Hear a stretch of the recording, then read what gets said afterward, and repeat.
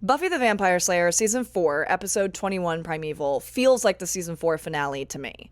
I have a lot of notes here, and they can pretty much all be summarized to we are so far from vampire slaying at this moment in time, and I personally love that as someone who is a big fan of these genre TV shows that just go on and on and on. Like, they just have to keep one-upping themselves with the plot and all the shenanigans they get up to, and boy howdy do they in this episode.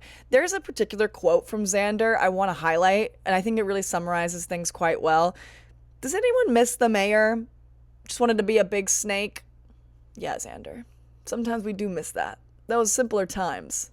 So, top of the episode, we have Adam addressing Riley. Riley, who went to Adam at the end of the previous episode, which is something I forgot to mention, but like, he does that. We then find out Adam activated his chip, I guess, and he's hitting them with the, we're brothers, my brother, and he's like, stop calling me brother. And Spike walks in. Because, right, Spike is still here, getting way too involved in this situation, for sure, trying to play Adam's side. You're gonna fail, buddy. Everything you try to do fails, Spike. Peace and love to you. And quickly from there, we get Giles in a robe, visibly hungover from the night before. Does he even really remember all the fighting that occurred in his own house? Who knows? Not thrilled by the presence of Willow and Tara on his doorstep that early in the morning. He's like, are you going to be in here typing and talking? Because I can't handle that. And at first when I watched this scene, I was like, why is he being weird to them? I was like, ew, this better not be homophobia. And then I realized, oh no, he's just like really hungover and tired of these kids. And you know what? That's fair. Then we have Xander in his depression era. Anya not making it any better because she just says out loud, oh, everyone thinks you're a lost, directionless loser. And then confesses her love to him and he doesn't say anything back. King, I need you to get up. Like, figure out how you feel about Anya, because now I'm starting to get kind of pissed off about this because she clearly really loves him and wants to invest all her time and energy into that relationship.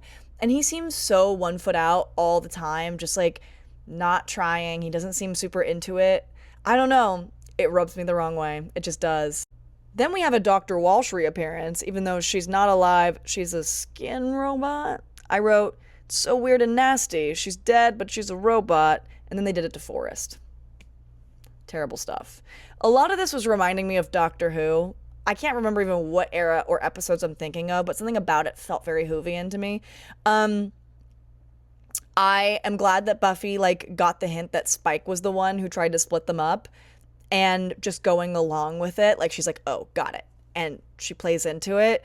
And shortly after that, we have Riley getting tested on in this Frankenstein lab, and they're going to try to make him become a cyber demonoid creature. I don't know what's happening. I'm like, obviously that's not going to actually happen, but they had me going for a minute there. And then the Scoobies realize altogether that Spike played them, thank God.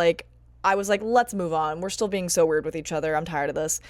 We had a huge Mission Impossible type scene between Buffy and Willow, where they're I think they're, what's the word? Where you're the mission, you know what I'm saying? Mission Impossible, where you're dripped from the ceiling and you're spies. I don't know what that's called. I'm trying to do the motion with my hand. You're going to understand what I'm saying. Whatever, I'm going to move on.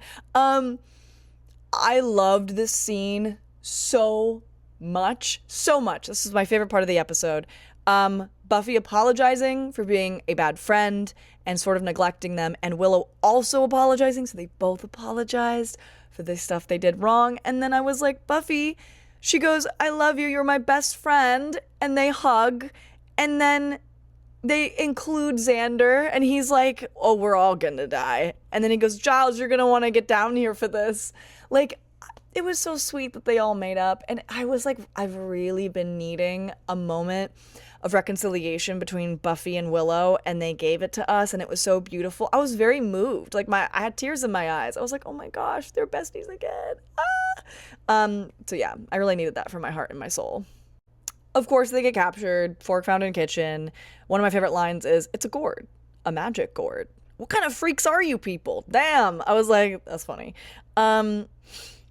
The guy's plan to take down Adam was so bad, so atrocious. The male hubris of it all. I was like, this cannot in any way, shape, or form go well. Like, that's not okay. Demon prison break was a big note I wrote. So Spike fighting the demons in the Initiative bunker felt very much like episode 4 of season 5 of Stranger Things, The Sorcerer. If you watched Stranger Things, the final season, you know what I'm talking about. I was like, oh, he's up in here. He is up in here fighting the good fight. Good for him. Good for him. The vines were crazy. Like, I wrote, like, we're a far cry from vampire slaying. There was so much going on. Like, this was a very plot heavy, action heavy episode, which is why it felt like a season finale to me. I kind of loved it. Also made a supernatural Buffy connection during this episode. Charlie Bradbury from Supernatural is the Willow archetype completely. We have a redheaded woman who is canonically queer, who is super tech savvy and nerdy.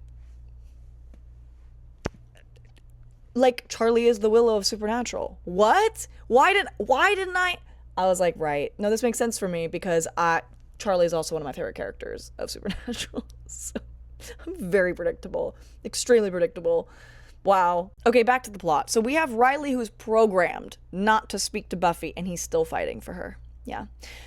We then have a group spell to help Buffy, which was low-key a little creepy, but effective. We have Riley picking the chip out of him to go fight for Buffy. Correct of him, yes. We have a Buffy Adam fight.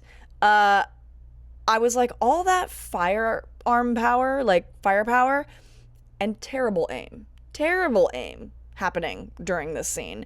And then we get them inhabiting her vessel and chanting to activate this protection spell.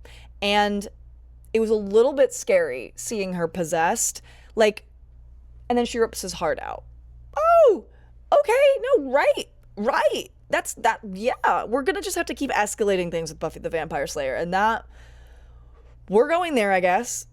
I have a note here where it's like, Spike is still funny because he just protects himself in every possible moment. He'll just switch allegiances in any way he needs to protect himself.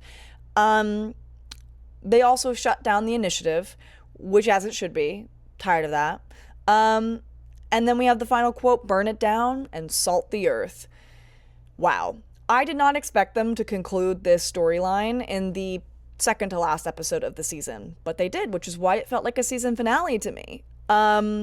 Really exciting stuff. Very engaging episode. There was a lot going on. They tied things up with each character and or addressed each person's kind of plot line for the most part.